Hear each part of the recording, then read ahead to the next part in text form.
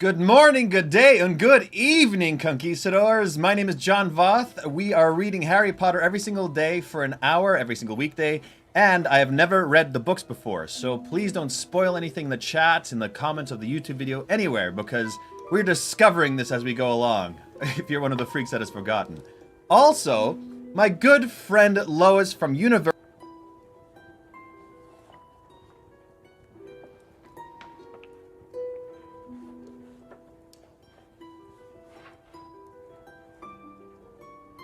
But she got me some coffee, and I got this straw that I had lying around.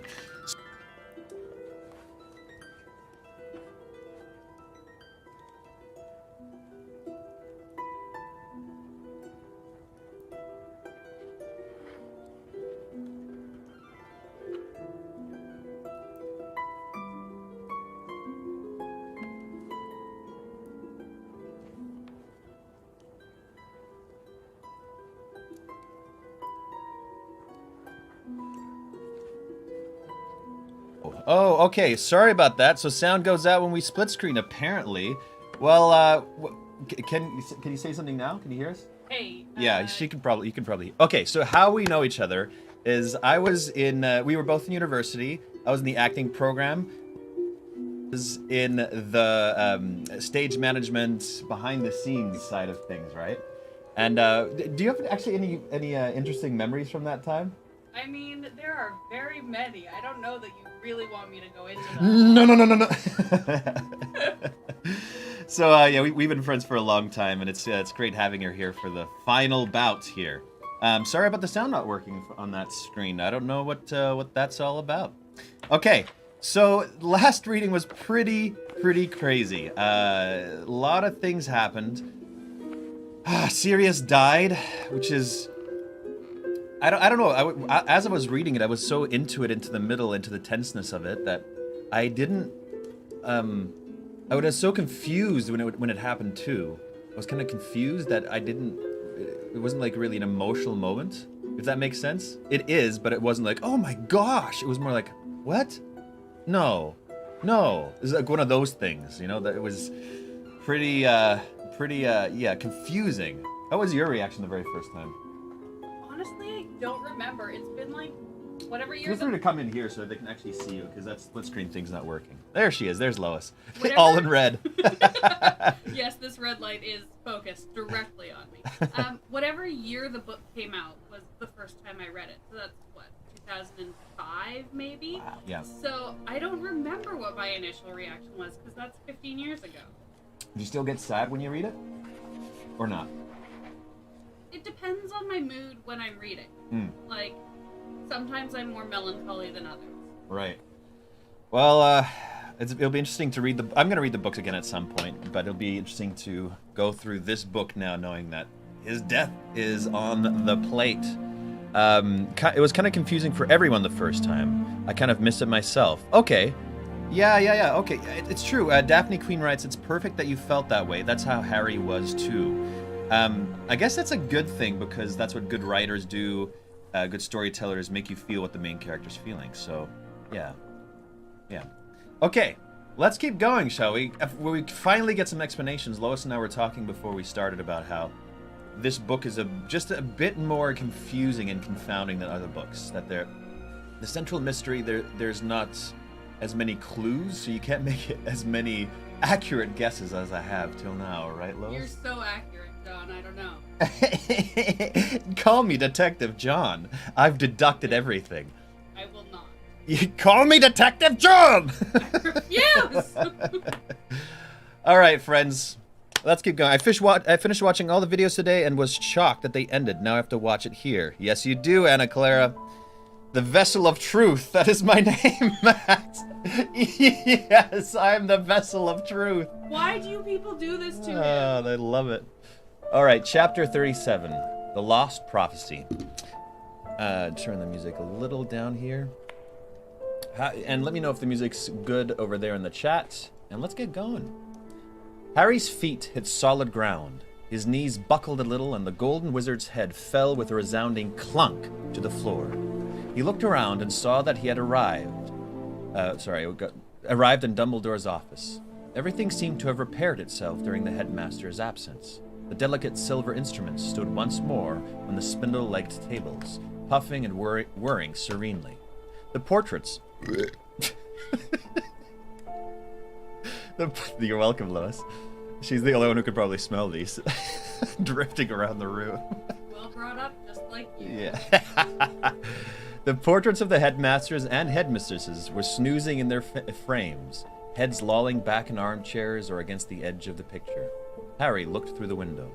There was a cool line of pale green along the horizon. Dawn was approaching. The silence and the stillness, broken only by the occasional grunt or snuffle of a sleeping portrait, was unbearable to him. If his surroundings could have reflected the feelings inside him, the pictures would have been screaming in pain. He walked around the quiet, beautiful office, breathing quickly, trying not to think, but he had to think. There was no escape. It was his fault Sirius had died. It was all his fault. If he, Harry, had not been stupid enough to fall for Voldemort's trick, if he had not been so convinced that what he had seen in his dream was real, if he had only opened his mind to the possibility that Voldemort was, as Hermione had said, banking on Harry's love of playing the hero. Ooh, what a deconstruction! What a deconstruction of what he is. The music is a little loud. All right. I will turn it down a little bit. There we go. Oh, yeah. It's actually up there. Okay. It's down now. Let me know if that's good. All right. We keep on going. It was unbearable. He would not think about it. He could not stand it. There was a terrible hollow inside him he did not want to feel or examine. A dark hole where Sirius had been. Where Sirius had vanished. He did not want to have to be alone with that great, silent space. He could not stand it. Oh, man. Oof. It's a bit rough. A picture behind him gave a particularly loud grunting snore, and a cool voice said, Phineas Nigellus. Who is that again? Former headmaster. Also... Oh, yeah. Okay. Yeah, the older dude, right? Yeah, okay. The picture behind him gave a particularly loud grunting snore, and a cool voice said, Harry Potter! Phineas Nigellus gave a long yawn, stretching his arms as he surveyed Harry out of shrewd, narrowed eyes. And what brings you here in the early hours of the morning? Said Phineas eventually. This office is supposed to be barred to all but the rightful headmaster. Or has Dumbledore sent you here? Oh, don't tell me. He gave another shuddering yawn. Another message for my worthless great-great-grandson. Harry could not speak. Phineas Nigellus did not know that Sirius was dead, but Harry could not tell him. To say it aloud would make it final, absolute, irretrievable. It's a little loud. Still a little loud? Okay. Stop yelling, everyone. How's that? That any better? Let me know. A few more of the portraits had stirred now. Terror of being interrogated made Harry stride across the room and seize the doorknob. It would not turn. He was shut in. I think this means, said the corpulent, red-nosed wizard who hung on the wall behind the headmaster's desk, that Dumbledore will soon be back among us. Harry turned. The wizard was surveying him with a great interest. Harry nodded. He tugged again on the doorknob behind his back, but it remained immovable. Oh, good, said the wizard. It has been very dull without him. Very dull indeed. He settled himself on the throne-like chair on which he had been painted and smiled benignly upon Harry. Dumbledore thinks very highly of you, as I'm sure you know, he said comfortably. Oh, yes. Holds you in great esteem. I don't know who this guy is. Nothing changed? I don't think it changed really. Oh, it might be picking it up from... Oh, I know why. I'm sorry. The music from the intro keeps playing, so that's set at a different volume when I actually press this thing. So this should be fine now. All right. As we go on, let me know, because I wasn't changing anything at all. The guilt filling the whole of Harry's chest like some monstrous, weighty parasite now writhed and squirmed. Harry could not stand this. He could not stand being himself any more. He had never felt more trapped inside his own head and body, never wished so intensely that he could be somebody else, anybody else. The empty fireplace burst into emerald green flame, making Harry leap away from the door, staring at the man spinning inside the grate. As Dumbledore's tall form unfolded itself from the fire, the wizards and witches on the surrounding walls jerked awake, many of them giving cries of welcome.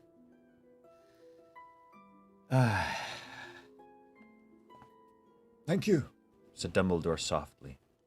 He did not look at Harry at first, but walked over to the perch beside the door and withdrew from an inside pocket of his robes the tiny, ugly, featherless fox, whom he had placed gently on the tray of soft ashes beneath the golden post, where the full-grown fox usually stood.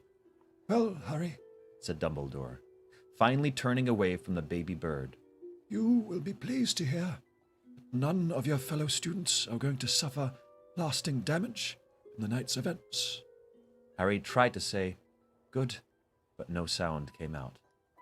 It seemed to him that Dumbledore was reminding him of the amount of damage he had caused. And although Dumbledore was for once looking at him directly, and although his expression was kindly rather than accusatory, Harry could not bear to meet his eyes. It's better? Okay, good. Madame Pomfrey is patching everybody up, said Dumbledore. Nymphadora Tonks may need to spend a little time in St. Mungo's, but it seems she will make a full recovery. Harry contented himself with nodding at the carpet, which was growing lighter as the sky outside grew paler. He was sure all the portraits around the room were listening closely to every word Dumbledore spoke, wondering where Dumbledore and Harry had been, and why there had been injuries. I know how you're feeling, Harry, said Dumbledore very quietly. No, you don't. Oh, wait. No, you don't, said Harry, and his voice was suddenly loud and strong. White-hot anger leapt inside him.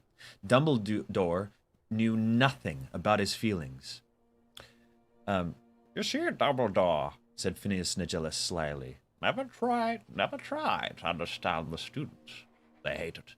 They would much rather be tragically misunderstood, wallow in self-pity, stew in their own... That's enough, Phineas, said Dumbledore. Harry turned his back on Dumbledore and stared determinedly out of the window. He could see the Quidditch stadium in the distance. Sirius had appeared there once, disguised as a shaggy black dog, so he could watch Harry play. He had probably come to see whether Harry was as good as James had been. Harry had never asked him. There is no shame in what you are feeling, Harry, said Dumbledore. Dumbledore's voice. On the contrary, the fact that you can feel pain like this is your greatest strength. Harry felt the white-hot anger lick his insides, blazing in the terrible emptiness, filling him with the desire to hurt Dumbledore for his calmness and his empty words. My greatest strength, is it? Said Harry, his voice shaking as he stared out at the Quidditch stadium, no longer seeing it. You haven't got a clue. You don't know. What don't I know? Asked Dumbledore calmly. It was too much. Harry turned around, shaking with rage. I don't want to talk about how I feel, all right? Harry, suffering like this proves you are still a man. This pain is part of being human. Then I don't want to be human, Harry roared, and he seized the delicate silver instrument from the spindle-legged table beside him and flung it across the room. It shattered into 100 tiny pieces against the wall. Several of the pictures let out yells of anger and fright, and the portrait of Armando Dipper said, Really? I don't care, Harry yelled at them, snatching up a lunoscope and throwing it into the fireplace. I've had enough! I've seen enough! I want out! I want it to end! I don't care anymore! He seized the table on which the silver instrument had stood and threw that too. It broke apart on the floor, and the legs rolled in different directions. You do care, said Dumbledore. He had not flinched or made a single move to stop Harry demolishing his office. His expression was calm, almost detached. You care so much. You feel as though you will bleed to death with the pain of it. I don't! Harry screamed, so loudly that he felt his throat might tear. And for a second he wanted to rush at Dumbledore and break him too. Shatter that calm old face, shake him, hurt him, make him feel some tiny part of the horror inside him. Oh, yes, you do, said Dumbledore, still more calmly. You have now lost your mother, your father, and the closest thing to a parent you have ever known. Of course you care. You don't know how I feel, Harry roared. You standing there, you... But words were no longer enough. Smashing things was no more help. He wanted to run. He wanted to keep running and never look back. He wanted to be somewhere he could not see the clear, blue eyes staring at him, that hatefully calm old face. He turned on his heel and ran to the door, seized the doorknob again, and wrenched at it, but the door would not open. Harry turned back to Dumbledore. "Let me out," he said. He was shaking from head to foot. No, said Dumbledore simply. For a few seconds, they stared at each other. "Let me out," Harry said again. No, Dumbledore repeated. If you keep me in here, if you don't let me..." By all means, continue destroying my possessions, said Dumbledore serenely. I dare say I have too many. He walked around his desk and sat down behind it, watching Harry. Oh, man. Full caps lock Harry. Yikes. He is at a loss and torn up. "Let me out," Harry said again, in a voice that was cold and almost as calm as Dumbledore's. Not until I have had my say, said Dumbledore. Do you think I want to? Do you think I give up? I don't care what you've got to say, Harry roared. I don't want to hear anything you've got to say. You will, said Dumbledore steadily. Because you are not nearly as angry with me as you ought to be. If you are to attack me, as I know you are close to doing, I would like to have thoroughly earned it. What are you talking? It is my fault that Sirius died, said Dumbledore clearly. Or should I say, almost entirely my fault? I will not be so arrogant as to claim responsibility for the whole. Sirius was a brave, clever, and energetic man, and such men are not usually content to sit at home in hiding while they believe others to be in danger. Nevertheless, you should never have believed for an instant that there was any necessity for you to go to the Department of Mysteries tonight. If I had been open with you, Harry, as I should have been, you would have known a long time ago that Voldemort might try and lure you to the Department of Mysteries, and you would never have been tricked into going there tonight, and Sirius would not have had to come after you. That blame lies with me, and with me alone. Yeah, man. Should have been honest.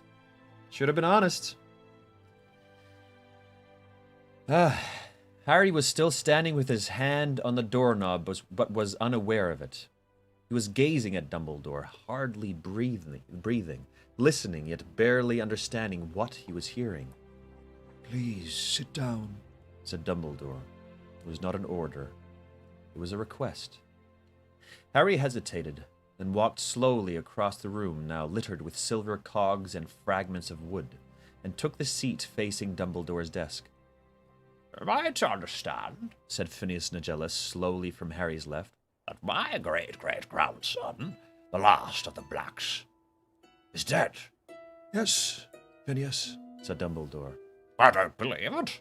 Said Phineas brusquely. Harry turned his head in time to see Phineas marching out of his portraits, and knew that he had gone to visit his other painting in Grimmauld Place. He would walk, perhaps, from portrait to portrait, calling for Sirius through the house. Harry, I owe you an explanation. Said Dumbledore. An explanation of an old man's mistake. For I see now that what I have done and not done with regard to you bears all the hallmarks of the failings of age. Youth cannot know how age thinks and feels, but old men are guilty if they forget what it was to be young. And I seem to have forgotten lately. The sun was rising properly now.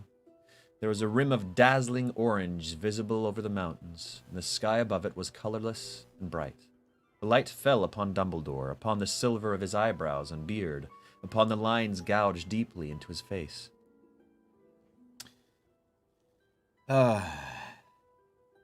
Somebody wrote, "Okay, boomer."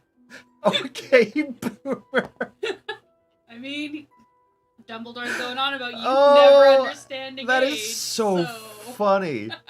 Okay, Harry's like, "Okay, boomer," and pieces out. Okay, bye. Wow. Wow. Oh. Wow, that's funny. The light fell upon Dumbledore, upon the silver of his eyebrows and beard, upon the lines gouged deeply into his face. Okay, we're going to get an explanation now, hopefully. I guess 15 years ago, Said Dumbledore. when I saw the scar on your forehead, what it might mean.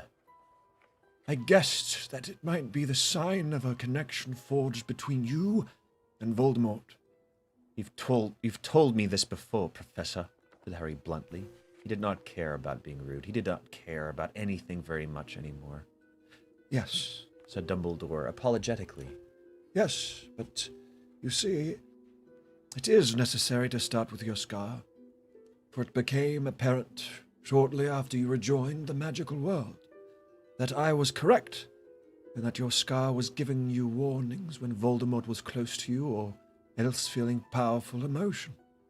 I know, said Harry wearily. And this ability of yours to detect Voldemort's presence even when he is disguised, and to know what he is feeling when his emotions are roused, has become more and more pronounced since Voldemort returned to his own body and his full powers. Harry did not bother to nod. He knew all of this already. More recently, Said Dumbledore.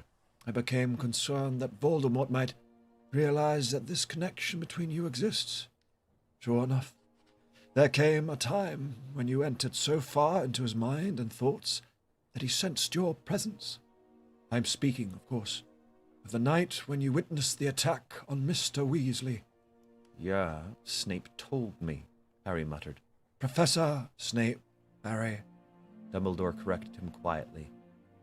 But did you not wonder why it was not I who explained this to you? Why I did not teach you occlumency? Why I had not so much as looked at you for months? Harry looked up. He could now see that Dumbledore looked sad and tired. Yeah, Harry mumbled. Yeah, I wondered.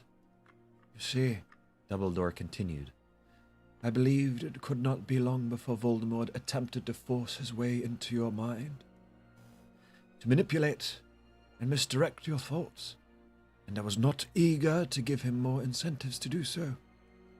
I was sure that if he realized that our relationship had ever been closer than that of headmaster and pupil, he would seize his chance to use you as a means to spy on me. I feared the use to which he would put you, the possibility that he might try and possess you, Harry. I believe I was right to think that Voldemort would have made use of you in such a way. On those rare occasions when we had close contact, I thought I saw a shadow of him stir behind your eyes. Okay, yeah, that's kind of what I guessed. Still, kind of a little loophole in the writing was like, write it down on a piece of paper and explain it and give it to him. you know? So he's not wandering Yeah. the whole time. Like Pass a message through another person if you have to. Absolutely, yeah. Oh, there you go. Camera was off a bit. I haven't checked in here for a while. Mostly we're talking about how much Dexter loved me. Yeah, Dexter's a huge fan of Lois. Look at him. Look at him just standing there staring at me while I get scratches. Professor Snoop. My bad. I forgot. Professor Snoop.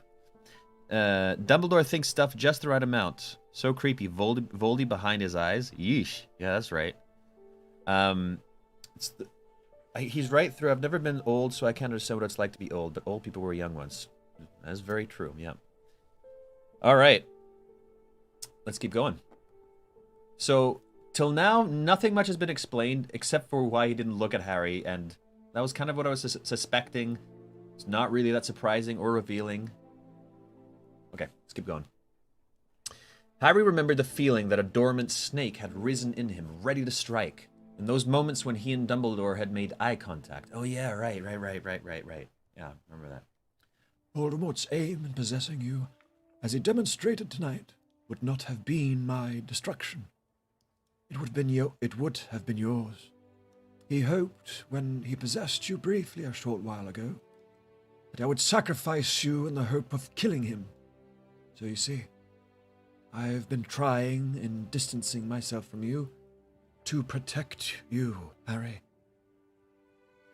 An old man's mistake. He sighed deeply. Harry was letting the words wash over him.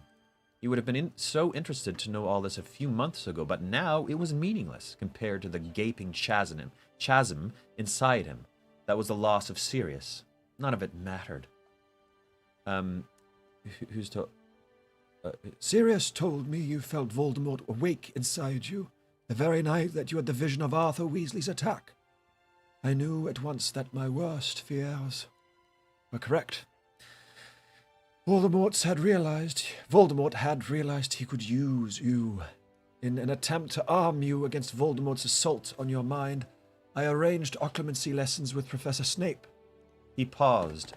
Harry watched the sunlight, which was sliding slowly across the polished surface at Dumbledore's desk, illuminating a silver ink pot and a handsome scarlet quill. Harry could tell that the portraits all around them were awake and listening raptly to Dumbledore's explanation. He could hear the occasional rustle of the robes, the slight clearing of a throat. Phineas Nigellus had still not returned. Professor Snape discovered, Dumbledore resumed, that you had been dreaming about the door to the Department of Mysteries for months. Voldemort, of course, had been obsessed with the possibility of hearing the prophecy ever since he regained his body. And as he dwelled on the door, so did you, though you did not know what it meant. And then you saw Rookwood, who worked in the Department of Mysteries before his arrest, telling Voldemort what we had known all along, that the prophecies held in the Ministry of Magic are heavily protected. Only the people to whom they refer can lift them from the shelves without suffering madness. In this case, either Voldemort himself would have to enter the Ministry of Magic and risk revealing himself at last, or else you would have to take it for him. It became a matter of even greater urgency that you would master occlumency. But I didn't, muttered Harry. He said it aloud to try and ease the dead weight of guilt inside him. A confession must surely relieve some of the terrible pressure squeezing his heart. I didn't practice. I didn't bother. I could have stopped myself having these dreams. Hermione kept telling me to do it. If I had, he'd never have been able to show me where to go, and Sirius wouldn't. Something was erupting inside Harry's head. A need to justify himself, to explain. I tried to check he'd really taken Sirius. I went to Umbridge's office. I spoke to Creature in the fire, and he said Sirius wasn't there. He said he'd gone. Creature lied, said Dumbledore calmly. You are not his master. He could lie to you without even needing to punish himself. Creature intended you to go to the Ministry of Magic. He sent me on purpose. Oh, yes. Creature, I am afraid, has been serving more than one master for months. How? Said Harry blankly. He hasn't been out of Grimmauld Place for years. What are people writing? Seeing Dumbledore sad breaks my heart every time. Yeah, he's a sad, sad guy right now. Okay, let's keep going. Oh, whew. Sorry, I got a bit intense there. Gotta take a little break. Whew. Okay, and keep going. Kreacher seized his opportunity shortly before Christmas, Said Dumbledore. when Sirius apparently shouted at him to get out. He took Sirius at his word and interpreted this as an order to leave the house. He went to the only black family member for whom he had any respect left, Black's cousin Narcissa. Narcissa? Narcissa? Narcissa. I'm going to call her Narcissa. Right. Narcissa, but... You're so mature sometimes, John. You shouldn't be surprised. No, nothing has changed. I've making the same dumb jokes for years, and I'll be an 80-year-old man. And you'll still be making the same dumb jokes. Yeah. Yeah. And I'll have people rolling their eyes at me. So what, Lois? Do what you want. Do what you Wow, that is some straw, I know. All right, Narcissa. Black's cousin Narcissa, sister of Bellatrix and wife of Lucius Malfoy. Wait a second. So Bellatrix is Sirius Black's cousin? Yes. Whoa! What? Did I know this? Did we know this? They said it, but I don't think you processed it. So she just straight up killed him. Yeah. Whoa. She's a straight up bitch. Yeah. Wow, okay. How do you know all of this? Harry said. His heart was beating very fast. He felt sick. He remembered worrying about Kreacher's odd absence over Christmas, remembering him turning up again in the attic. Kreacher told me last night, Said Dumbledore. You see, when you gave Professor Snape that cryptic warning, he realized that you had had a vision of Sirius trapped in the bowels of the Department of Mysteries. He, like you, attempted to contact Sirius at once. I should explain that members of the Order of the Phoenix have more reliable methods of communicating than the fire in Dolores Umbridge's office. Professor Snape found that Sirius was alive and safe in Grimmauld Place. She's stone cold, yes. That's why people hate her like Umbridge. This is why I don't have cousins. Yeah, Katrina.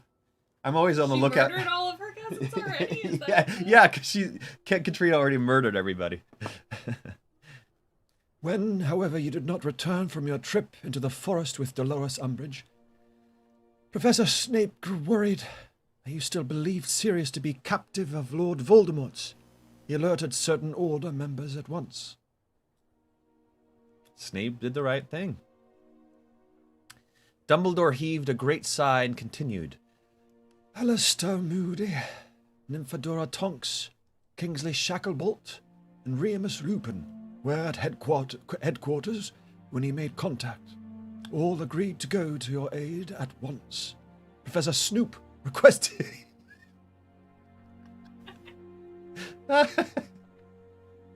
Professor Snoop requested that... I've never said it as Dumbledore before. It's funnier when Dumbledore says it. It really is.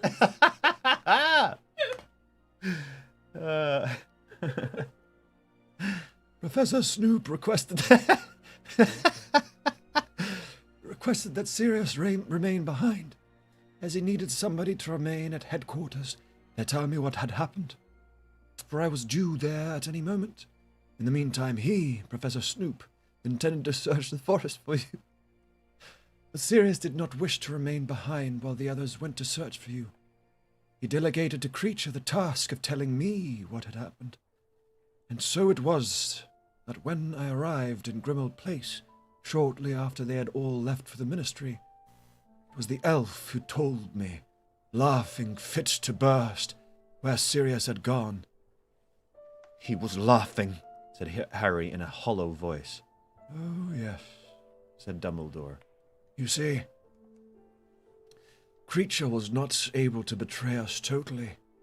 He is not secret keeper for the Order. He could not give the Malfoys our whereabouts, or tell them any of the Order's confidential plans that he had been forbidden to reveal. He was bound by the enchantments of his kind, which is to say that he could not disobey a direct order from his master, Sirius. But he gave Narcissa information of the sort that is very valuable to Voldemort. Yet must have seemed much too trivial for Sirius to think of banning him from repeating it. Like what? Said Harry. See, it wasn't a Deus Ex Machina that the Order showed up at all. Yes, that does nullify the Deus Ex Machina illusion of it. That is very true. Bellatrix and Narcissa are sisters along with Tonks' mother Andromeda. However, she was burnt off the tree. I hope she wasn't on the tree when it was burnt. They're direct cousins of Sirius, which means that Sirius is Draco's uncle. This also means that... Oh, maybe I shouldn't... Still... Tonks and Draco are direct cousins. Oh, wow. Cool. Huh. Man, this is so crazy. I don't think we've met Narcissa yet either, right? Have we? I think we've just heard her in passing. We saw her name on the on the family tree. Yeah. But we haven't actually spent any time with her. Okay. Cool. She might have briefly been at the Quidditch World Cup, but even then we didn't Oh, wait, spend time was she with Draco? Draco's mom. Yes, she was there, but I think we heard maybe one or two sentences from her. Yeah, we didn't spend much time. Oh yeah, very narcissistic, very elevated, pompous, that kind of person, right? Posh, yeah. Yeah. Okay. Yeah, she appeared in the Goblet of Fire. Right. Quidditch World Cup. Okay. Wow, this is a lot of exposition, but it's good. This is what I wanted, but I wanted it in droplets throughout the book. We're learning it along with Harry. Yeah. We don't get to know it first. Yeah. We're experiencing it like he does. Totally. Where were we? He was laughing. Oh yeah. Yeah. Okay. You see, creatures will not betray us. Totally right. It must have seemed much too trivial for Sirius to think of banning him from repeating it. Like what? Said Harry. Like the fact that the person Sirius cared most about in the world is you. Said Dumbledore quietly. Oof. Like the fact that you were coming to regard Sirius as a mixture of father and brother. Voldemort knew already, of course, that Sirius was back in the Order, and that you knew where he was. But Creature's information made him realize that the one person for whom you would go to any length to rescue was Sirius Black. Harry's lips were cold and numb.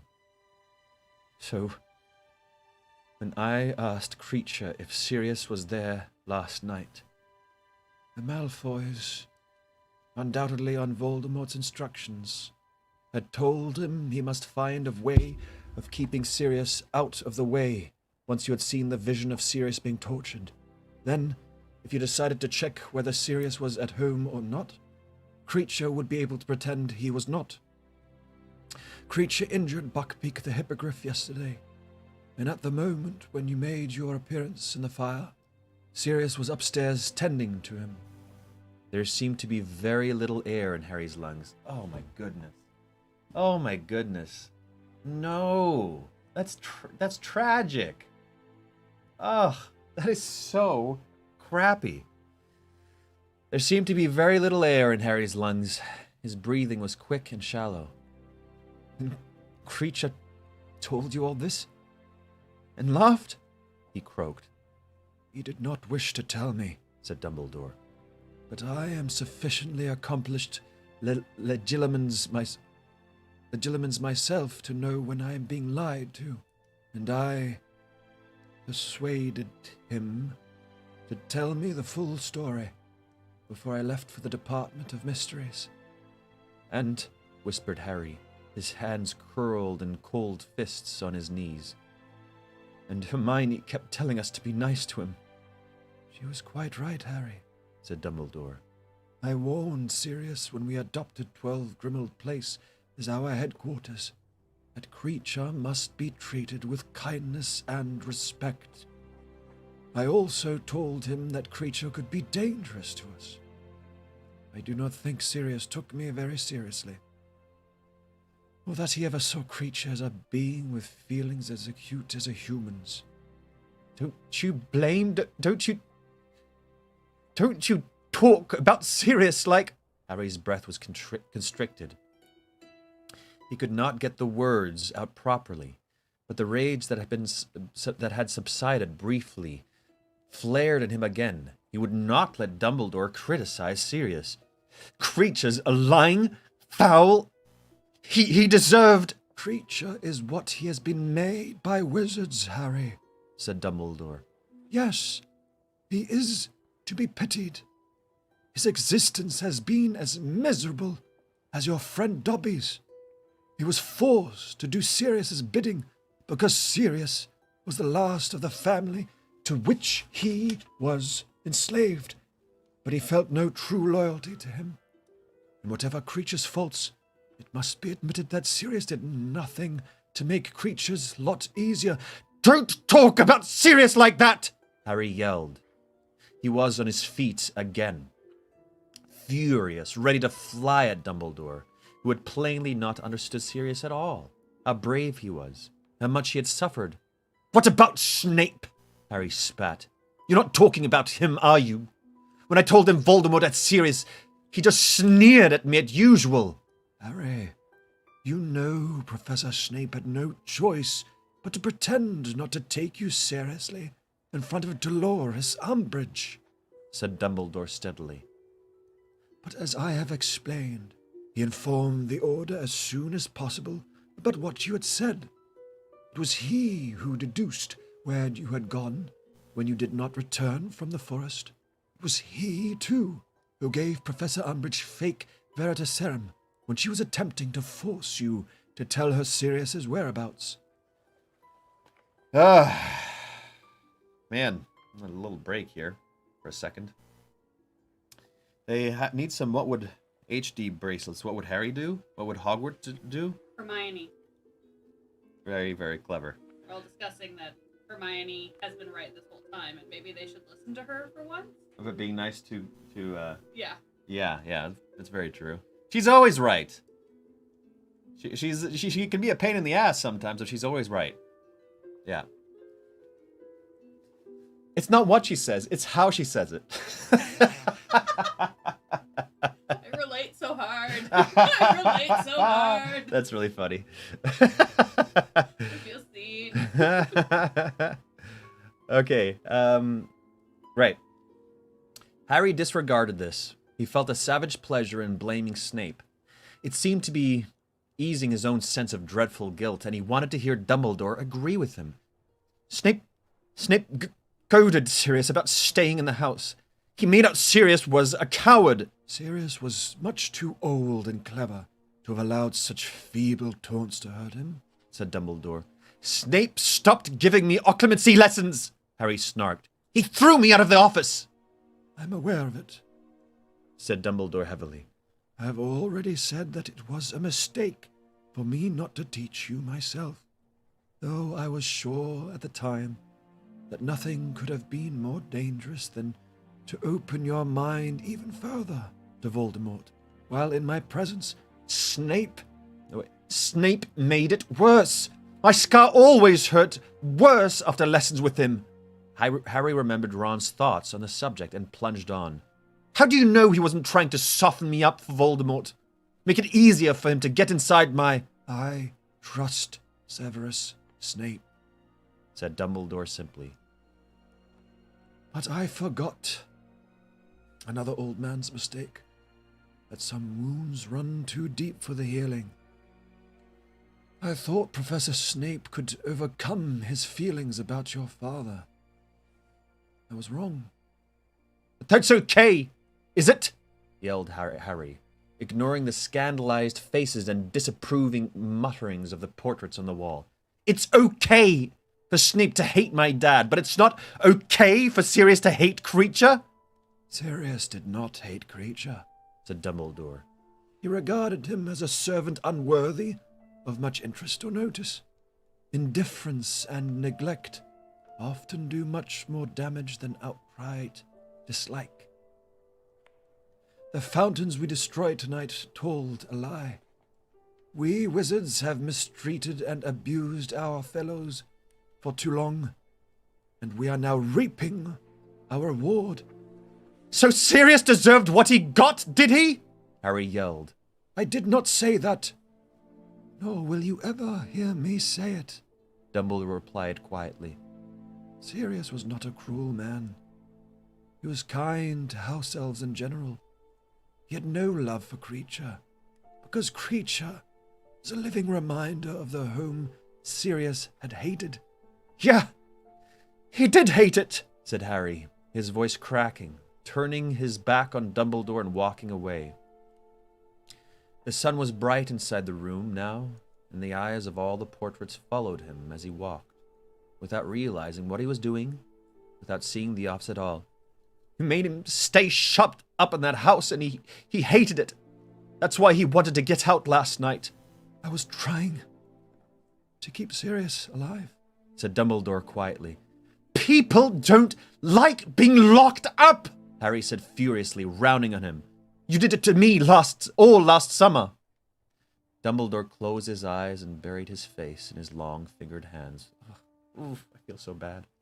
Harry watched him, but this uncharacteristic sign of exhaustion or sadness or whatever it was from Dumbledore did not soften him.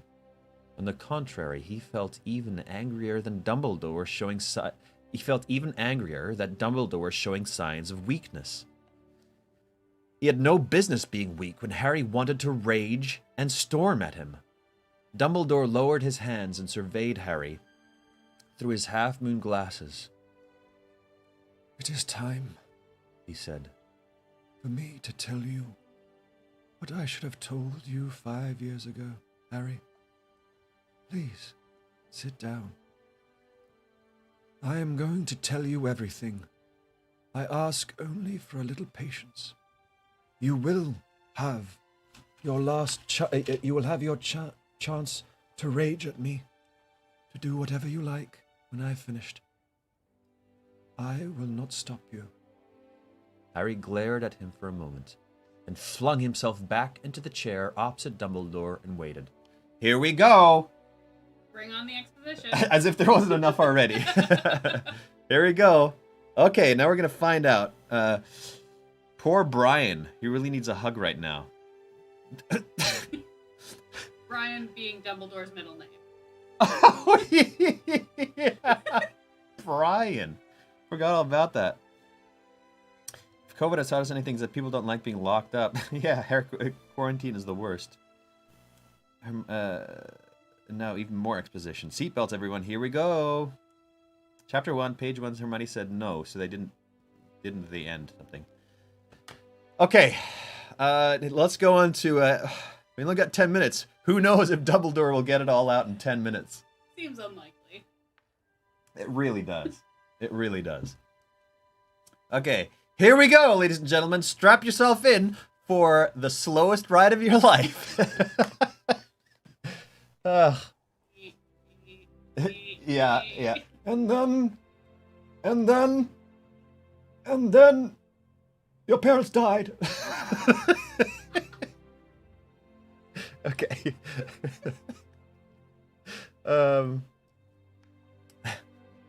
You should have an exposition song. Totally. If somebody wants to make an exposition song, I can throw it in there for the next round. Not song, a short blurb like Nathan has been making and Sayre, and I think that's the only ones I have here. Yeah. Okay, let's go. Dumbledore stared for a moment at the sunlit grounds outside the window, then looked back at Harry and said, 5 years ago, you arrived at Hogwarts. Harry safe and whole, as I had planned and intended. Well, not quite whole. You had suffered. I knew you would when I left you on your aunt and uncle's doorstep. I knew I was condemning you to 10 dark and difficult years. He paused. Harry said nothing. You might ask, and with good reason, why it had to be so. Why could some wizarding family not have taken you in? Many would have done so more than gladly. Would have been honored and delighted to raise you as a son. Sorry, 1 second.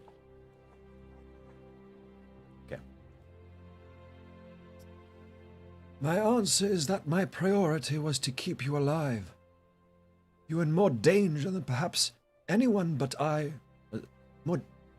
You were in more danger than perhaps anyone but I realized. Voldemort had been vanquished hours before, but his supporters, and many of them are almost as terrible as he, were still at large, angry, desperate, and violent, and I had to make my decision. Too, with regard to the years ahead. Did I believe that Voldemort was gone forever? No. I knew not whether it would be 10, 20, or 50 years before he returned. But I was sure he would do so, and I was sure, too, knowing him as I have done, that he would not rest until he killed you. I knew that Voldemort's knowledge of magic is perhaps more extensive than any wizard alive. I knew that even my most complex and powerful protective spells and charms were unlikely to be invincible if he ever returned to full power. But I knew, too, where Voldemort was weak. And so I made my decision. You would be protected by an ancient magic of which he knows, which he despises, and which he has always, therefore, underestimated, to his cost. I am speaking, of course, of the fact that your mother died to save you. She gave you a lingering protection he never expected, protection that flows in your veins to this day. I put my trust, therefore, in your mother's blood. I delivered you to her sister, her only remaining relative. She doesn't love me, said Harry at once. She doesn't give a damn. But she took you. Dumbledore cut across him. She may have taken you grudgingly, furiously, unwillingly, bitterly, yet she still took you, and doing so she sealed the charm I placed upon you. Your mother's sacrifice made the bond of blood the strongest shield I could give you. I still don't, while you can still call home the place where your mother's blood dwells, there you cannot be touched or harmed by Voldemort. He shed her blood, but it lives on in you and her sister. Her blood became your refuge. You need return there only once a year, but as long as you can still call it home, whilst you are there, he cannot hurt you. Your aunt knows this. I explained what I had done in the letter I left with you on her doorstep. She knows that allowing your house room may well have kept you alive for the past 15 years. Wait, said Harry. Wait a moment. Oh, that's crazy. That's crazy. Turns a corner for me for what's her name? Petunia? Petunia. I was gonna say Horsemouth McGee. Also accurate. Yeah. I still remember reading this chapter the first time. Such a suspense, but any clue reveals were stupendous. You don't even have to be good. Just stop talking, Dumbledore. Whoever makes the exposition song has to have a line about John exposing himself. Okay. Oh, man. Okay. This is interesting. This is really interesting. Wait, said Harry. Wait a moment. He sat up straighter in his chair, staring at Dumbledore. You sent that howler.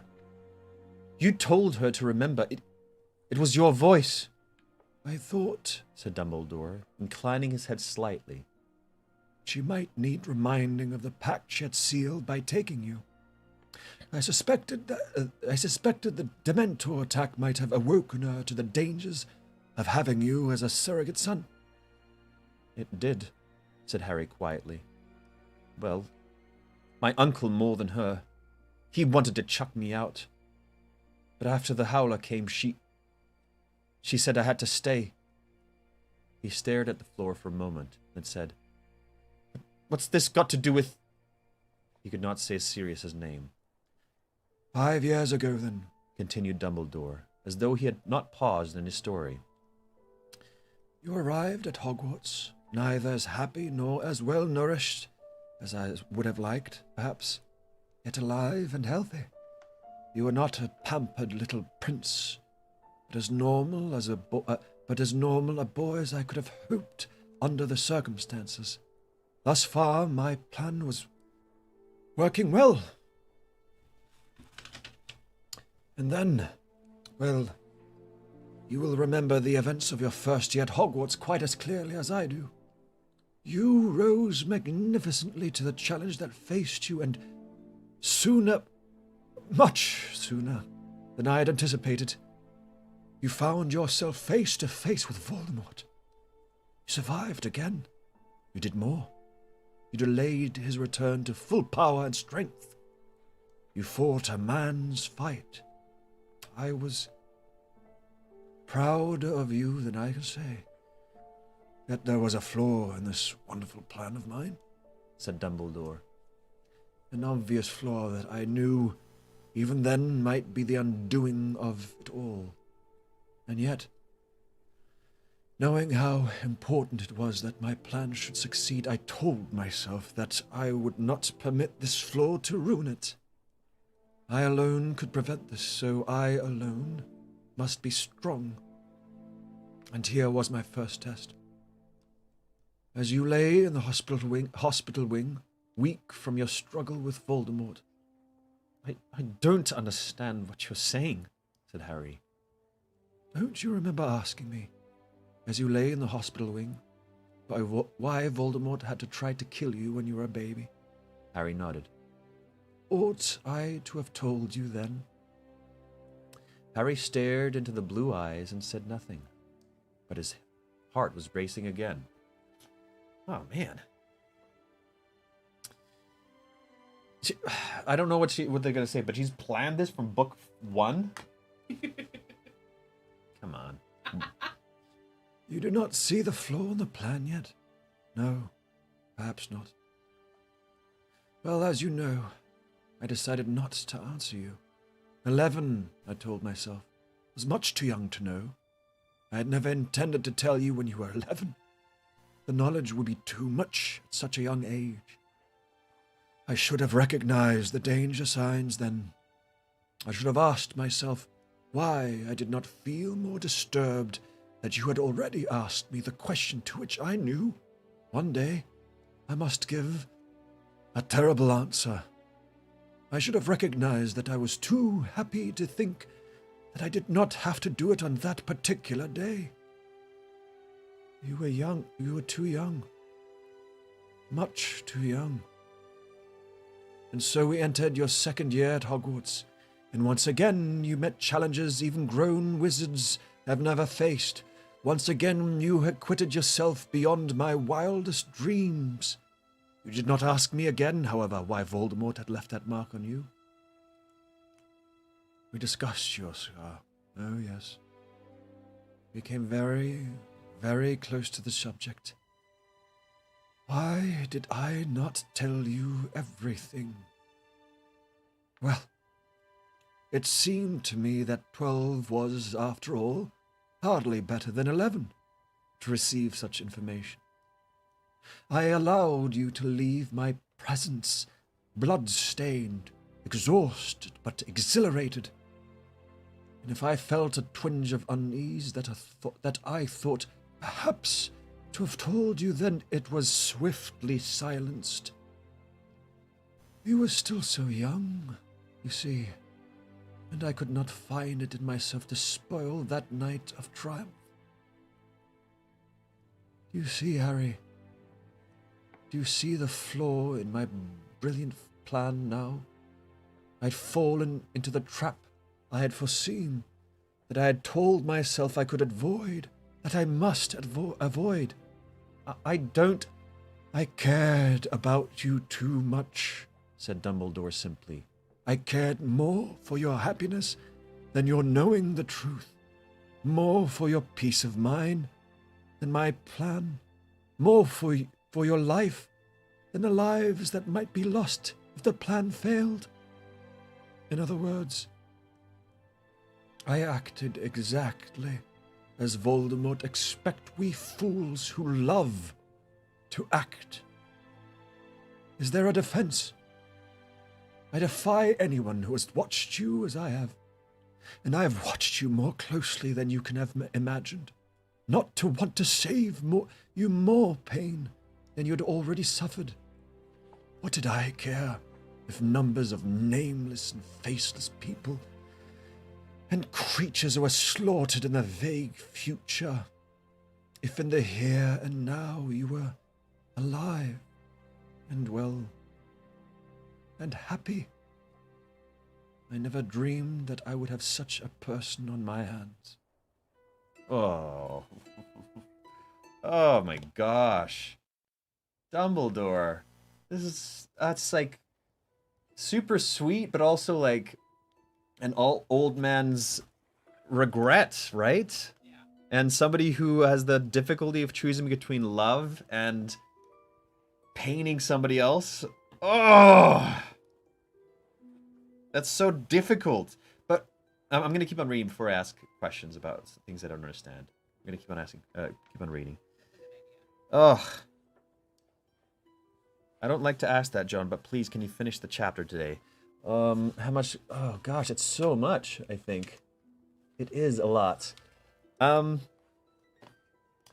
can you do me a favor? Yeah. Because we have house dinners on Tuesdays. I'm gonna pop down. Could you pop down and ask one of them how long till dinner? Yeah. Because then possibly we could finish it, but I don't want to be the one who makes the food cold. Yeah. Thanks, Lois. I'll be right back. So I'll keep reading. Oh boy. Okay, let's keep going.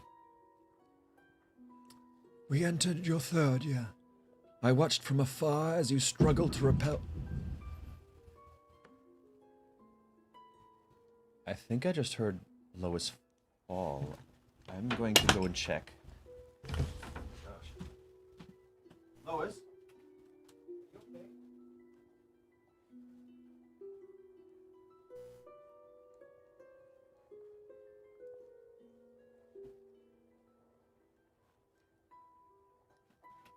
Okay, she's okay.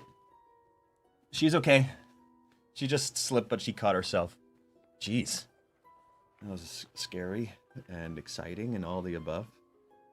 It's Peeves in his house. Oh, man. Okay, this is all a lot right now. I'm gonna keep on going. Unless Lois is coming up. I hope she didn't hurt herself. But she said she was okay. You okay, Lois? Yeah. You didn't hurt yourself? I'm gonna have a nice bruise. But Oh, I'm really? fine. Where did you hurt yourself? Like on my butt. I no. slipped. My feet went out from under me, Oh, jeez. and I slid about 3/4 of the way down the staircase. I'm glad nothing else happened, but Yeah, no. Yeah. That'll be fine. what We've did got about half an hour. Oh, we gotta finish. We're gonna finish the chapter. There we go. Okay. Here. Let's keep going. Hey, buddy. All right. Okay, we can finish it. Here we go. You good? Need any I'm okay. ice or anything else? Maybe by the time I get home, we'll take a bath or something. But it was mostly the shock. That was super shocking. It was like it just sort of. It's terrifying. And I've almost slipped in the stairs too, so I know how that feels. Okay, third year. He's talking about third year now. I'm interested to go back and read those chapters when Dumbledore is talking to him, if there's any like references to him kind of avoiding something. Oh, it'd be interesting to go back. We entered your third year. I watched from afar as you struggled to repel Dementors, as you found Sirius, learned what he was, and rescued him. Was I to tell you then, at the moment when you had triumphantly snatched your godfather from the jaws of ministry? But now, at the age of 13, my excuses were running out. Young you might be, you proved you were exceptional. My conscience was uneasy, Harry. I knew the time might come soon. But you came out of the maze last year, having watched Cedric Diggory die. having escaped death so narrowly yourself. And I did not tell you, though I knew, now Voldemort had returned, I must do it soon. And now, tonight, I know you have long been ready for the knowledge I have kept from you for so long, because you have provided that I should have placed the burden upon you before this. My only defense is this. I have watched you struggling under more burdens than any student who has ever passed through this school, and I could not bring myself to add another, a greatest one of all. Harry waited, but Dumbledore did not speak. I still don't understand. Voldemort tried to kill you when you were a child, because of a prophecy made shortly before your birth. He knew the prophecy had been made, though he did not know its full contents. He set out to kill you when you were still a baby, believed he was fulfilling the terms of the prophecy. He discovered to his cost that he was mistaken.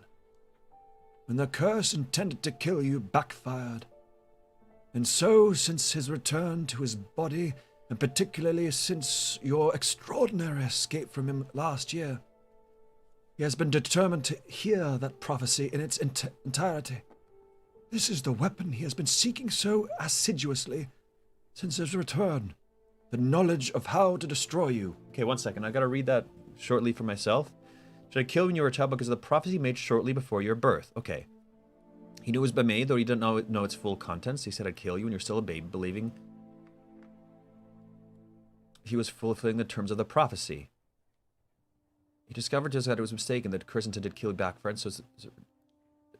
So he heard a version of the prophecy, but not the full one. He heard part of it. Okay, gotcha.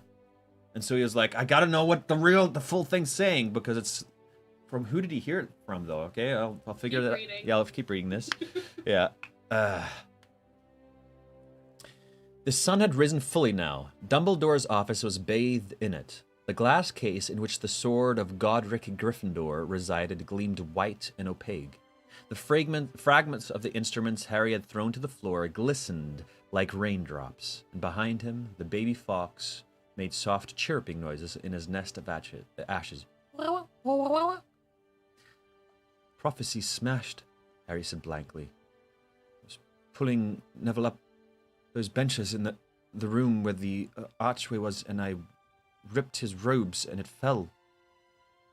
The thing that smashed was merely the record of the prophecy kept by the Department of Mysteries. But the prophecy was made to somebody, and that person has the means of recalling it perfectly. Who heard it? Asked Harry, though he thought he knew the answer already. I did, said Dumbledore. Oh, damn! That's what he didn't reveal all these years! On a cold, wet night 16 years ago, in a room above the bar at the Hogshead Inn, I had gone there to see an applicant for the post of divination teacher. It was against my inclination to allow the subject of divination to continue at all. The applicant, however, was the great-great-granddaughter of a very famous, very gifted seer, and I thought it common politeness to meet her. I was disappointed. It seemed to me that she had not a trace of the gift herself. I told her, courteously I hope, that I did not think she would be suitable for the post. I turned to leave. Dumbledore got to his feet and walked past Harry to the black cabinet that stood beside Fawkes' perch. He bent down, slid back a catch, and took from inside it the shallow stone basin. He's gonna pull out the memory! Carved with runes around the edges, in which Harry had seen his father tormenting Snape. Dumbledore walked back to the desk, placed the pensieve upon it, and raised his wand to his own temple. From it, he withdrew silvery, gossamer-fine strands of thought clinging to the wand, and deposited them into the basin. He sat back down behind his desk and watched his thoughts swirl and drift inside the pensieve for a moment. Then, with a sigh, he raised his wand and prodded the silvery substance with its tip. A figure rose out of it, draped in shawls, her eyes magnified to enormous size behind her glasses, and she revolved slowly, her foot in the basin. But when Sybil Trelawney spoke, she's got the gift of divination, apparently. Oh, what? Come on now. She was the one who gave the prophecy? Yee-wee. Okay. But when Sybil Trelawney spoke, it was not in her usual ethereal, mystic voice. Okay, I gotta find a different one. But in a harsh... Oh, right. Right. Done this one. But in the harsh, hoarse tones Harry had heard her use once before. The one with the power... No, wait, what was her voice like? It was deeper, but... Deeper. Something like that. The one with the power to... No, what's her usual voice? The voice... No. Oh, Harry Potter, like this, oh yes. And then the voice says, the one with the power to vanquish the Dark Lord approaches. Born to those who have thrice defied him, born as the seventh mouth dies. And the Dark Lord will mark him as his equal, but he will have the power to... The Dark Lord knows not, and either must die at the hand of the other, for neither can live while the other survives. The one with the power to vanquish the Dark Lord will be born as the seventh month dies. All right, let's see what this actually means. The one with the power to vanquish the Dark Lord approaches, is about to be born, I guess. No, born to those who have thrice defied him. Born as the seventh month dies. His parents have defied Voldemort 3 times? Born as the seventh month dies. Born as a seventh month dies. And the Dark Lord will mark him as his equal, but he will have power the Dark Lord knows not. Okay, that's clear. And either must die at the hand of the other, for neither can live while the other survives. Okay, so... yeah. One of them has to kill the other. Because at some point... Wait, is this prophecy just fulfilling itself? It says, For either must die at the hand of the other, for neither can live while the other survives. They're both living right now. They're both... One is surviving, the other is living, right? So that's kind of untrue now. This only becomes true when the prophecy becomes true. It's kind of like that time travel loop. You know what I mean? Yeah. It kind of feels like that. Yeah. Because one's already surviving and living. What does that actually mean? The one with the power to vanquish the Dark Lord will be born as the seventh month dies. The 7th month? This whole thing with the 7 months. 7th month of the year would be July. Oh, okay. Okay, so he's born in August. End of July. End of July. Got it. Okay, so His this... birthday's July 31st. Gotcha. Right, okay. This all makes sense then. But yeah, that kind of like looping prophecy, that's... I wonder if that is... Don't spoil it for me if it still comes to play. Don't trash talk about a divination teacher. You are one, John. That's very true. Me and Trelawney, we're like one. So you've also made 2 accurate predictions out of all of the predictions you've made? Which ones? I'm saying there's maybe 2 out of... Oh, no. There's more than that. I mean, there's maybe 2 you can argue that aren't true, right? But the rest, I've nailed it. You already knew what she did one prophecy in book 3. He did say it marked her for true real prediction in Prisoner of Azkaban. He's possessed. Book 3, Harry tells Dumbledore about Trelawney making prediction about Peter Pettigrew returning to Voldemort. To which Dumbledore says to Harry, that brings a total of her real predictions to 2. That's awesome. Wow, she did Rowling just planned all this out throughout the books? I want to see her whiteboard. She's just like a maniac. She's like those threads all Post-it notes everywhere. and then this happens. Sybil is known to be a possible relative to Cassandra, a seer who is known to make correct predictions even though no one believed her. Okay, let's keep going. The slowly revolving Professor Trelawney sank back into the silver mass below and vanished. The silence within the office was absolute. Neither Dumbledore... Okay, one thing that I found really interesting is his parents thrice defied Voldemort. Want to know more about that? The silence within the office was absolute. Neither Dumbledore nor Harry nor any of the portraits made a sound. Even Fawkes had fallen silent. Professor Dumbledore, Harry said, Professor Dumbledore? Harry said very quietly, for Dumbledore, still staring at the pensieve, seemed completely lost in thought. Did that mean... What did that mean? It meant, said Dumbledore. that the person who has the only chance of conquering Lord Voldemort for good was born at the end of July, nearly 16 years ago. This boy would be born to parents who had already defied Voldemort 3 times. Ay, ay, ay, ay, ay. Harry felt as though something was closing in on him. His breathing seemed difficult again. It means me. Dumbledore surveyed him for a moment through his glasses. The odd thing, Harry, He said softly. is that it may not have meant you at all.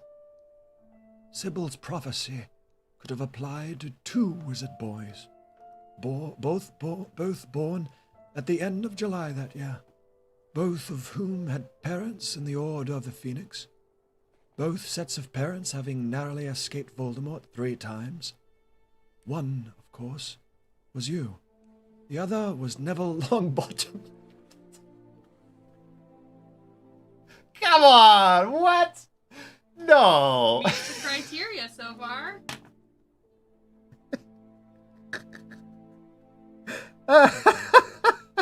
Neville? Neville, that bumbling fool? No. That's what Dumbledore says. I'm gonna recommend that you keep reading. Yeah, just give me a moment. All this excitement has made my neck kill itself right now. Okay.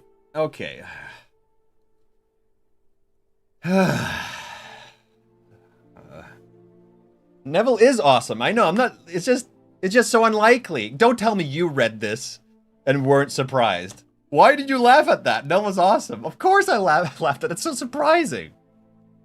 But then, why was it my name on the prophecy and not Neville's? The official record was relabeled after Voldemort's attack on you as a child, Said Dumbledore. It seemed plain to the keeper of the Hall of Prophecy that Voldemort could have only tried to kill you because he knew you to be the one to whom Sybil was referring. Wait, who's Sybil again? Go on. Right, okay, right. I only know her last name really well. Yeah. Then it might not be me? No, but he's marked, so it has to be him. That's part of the... Yeah. I am afraid, Said Dumbledore slowly, looking as though every word cost him great effort. that there is no doubt that it is you. You said Neville was born at the end of July too, and his mum and dad... You are forgetting the next part of the prophecy. The final identifying feature of the boy who could vanquish Voldemort. Voldemort himself would mark him as his equal. And so he did, Harry. He chose you, not Neville. He gave you the scar that has proved both blessing and curse. But he might have chosen wrong, said Harry. He might have marked the wrong person. He chose the boy who thought most likely to be a danger to him. Said Dumbledore. And notice this, Harry. He chose not the pure blood, which, according to his creed, is the only kind of wizard worth being or knowing, but the half-blood, like himself. He saw himself in you before he had ever seen you, and in marking you with that scar, he did not kill you as he intended. He gave you powers and a future, which have fitted you to escape him not once, but 4 times so far. Something that neither your parents nor Neville's parents ever achieved. Why did he do it then? Said Harry, who felt numb and cold. Why did he try and kill me as a baby? He should have waited to see whether Neville or I looked more dangerous when we were older and tried to kill whoever it was then. That might indeed have been the more practical course, said Dumbledore, except that Voldemort's information about the prophecy was incomplete. Hogshead Inn, which Sybil chose for its cheapness, has long attracted, shall we say, a more interesting clientele than the Three Broomsticks. As you and your friends found out to your cost and died to mine that night, it is a place where it is never safe to assume you are not being overheard. Of course, I had not dreamed, when I had set out to meet Sybil Trelawney, that I would hear anything worth overhearing. Our one stroke of good fortune was that the eavesdropper was detected only a short way into the prophecy and thrown from the building. So he only heard...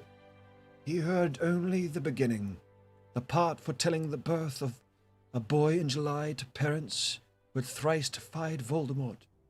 Consequently, he could not warn his master that to attack you would be to risk transferring power to you and marking you as his equal.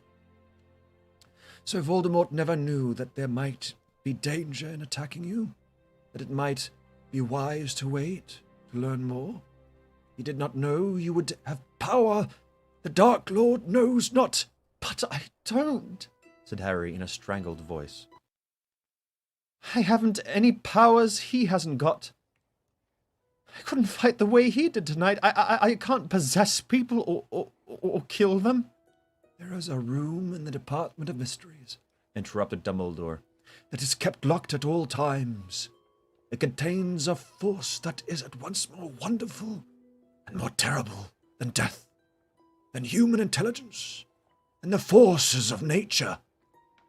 It is also, perhaps, the most mysterious of the many subjects for study that resides there. It is the power held within that room that you possess in such quantities and which Voldemort has not at all. That power took you to save Sirius tonight. That power also saved you from possession by Voldemort, because he could not bear to reside in a body so full of the force he detests. In the end, it mattered not that you could not close your mind. It was your heart that saved you. Gee whiz. Harry closed his eyes. If he had not gone to save Sirius, Sirius would have died. If he had not gone to save Sirius, Sirius would not have died. More to stave off the moment when you would have to think of Sirius again, Harry asked, without caring much about the answer. The end of the prophecy. It was something about neither can live. While the other survives, said Dumbledore. So, said Harry, dredging up the words from what felt like a deep well of despair inside him. So, does that mean that one of us has got to kill the other one in the end? Yes, said Dumbledore. For a long time, neither of them spoke. Somewhere far beyond the office walls, Harry could hear the sound of voices, students heading down to the great hall for an early breakfast, perhaps. It seemed impossible that there could be people in the world who still desired food, who laughed, who neither knew nor cared that Sirius Black was gone forever. Sirius seemed 1,000,000 miles away already. Even now, a part of Harry still believed that if he had only pulled back that veil, he would have found Sirius looking back at him, greeting him, perhaps, with his laugh like a bark. I feel I owe you another explanation, Harry, said Dumbledore hesitantly. Another one. You may perhaps have wondered why I never chose you as a prefect. I must confess that I rather thought you had enough responsibility to be going on with. Harry looked up at him and saw a tear trickling down Dumbledore's face into his long silver beard. End of chapter. Wow, what a different sort of ride from the last chapter. Man, oh man. Okay, so, it's a lot to think about. Yeah. Lots of new information. Should I be reading the comments? I've deleted all the things that you don't. Okay. Neville, the best character development ever. You remember they tried to get into that door and it melted Sirius's knife? Which door? When they were in the Department of Mysteries. Yeah. They were going through all the different doors, trying to get to where they thought he was. And one of them was locked. Mm-hmm. And when they tried to get in, they tried Oh, to... that was the door? Oh, wow. That's the locked door. Okay, holy smokes. Okay, yeah, that's crazy. Okay, that prophecy. So it's got that looping effect to it, which at least I think it does. Also, the prophecies, there's something said in the previous books. They're not always something about becoming true. They don't always become true. There's something about guiding the way or something like that. There was something said about them. So I have a slight mistrust of it, especially with her putting Neville Longbottom in there. Like, why is he being brought up? Why is he being written in as also? And they only heard the first part of that story, but it did complete the prophecy that he injured Harry and marked him. Unless somehow Voldemort secretly marked Neville too, which I don't know is a possibility. Could be another twist. Yowza! Man, oh man, oh man. Oh, so sad. Like, I feel so bad for both of them in this, right? I mean, if I was Harry, I'd just be kind of like dumbstruck too and just wouldn't know what to feel. And Dumbledore. Oh, so rough. Exposition City, baby. There's only one chapter left. Woo, and then we're done with the book. Wow. Thank you for finishing the chapter. It was really awesome. Really, read the next chapter title, please. Chapter 38. The Second War begins? Oh, man. Jeez. And I think it's a news article, so probably gonna start with a news article on Thursday. Your favorite voice to yeah, you. Totally. Thanks for finishing the chapter. Are you going to read more tonight? No, that's it. Voldy has only heard the first half of the prophecy correct. Rex reading such a lucky catch for a second live. It's a second live catch, yeah. Well, welcome. Second favorite chapter. That's my favorite chapter of all the books, John. I felt so much from Harry and Dumbledore. I loved that when I read it. How many pages are left in the book? Anyone know? One chapter. I'm not sure. Okay, friends. I am back on Thursday. We are going to maybe finish it. We'll see. We'll see how far we get. I'm excited. These last two chapters were crazy. So crazy. Yeah, I will not be reading tomorrow. I'll be back on Thursday. Thank you for tuning in. Check out, check out what was I saying? If you're listening for the first time, thank you for listening. Subscribe up there on the button. We go live from Monday to Friday. I'm going to keep on going with this after the Harry Potter books are done. I love this. And I would love to do this all the time. If you're interested in supporting me in any way, check out my Patreon. I tried to do something there for a while, but it didn't work out. So all it is just simple. If you want to support me with $3 or $5 a month, you can do that. If you don't want to, that's cool too. I'll be doing this regardless. But it does help me to do this instead of a different job. All my work got canceled during COVID, so I'm in the process of figuring out what I'm doing next. Yeah, this is such a great series. She's been planning all the. She's probably planned already something else for book 7. We're gonna go back to the very first book and we're like, oh, you.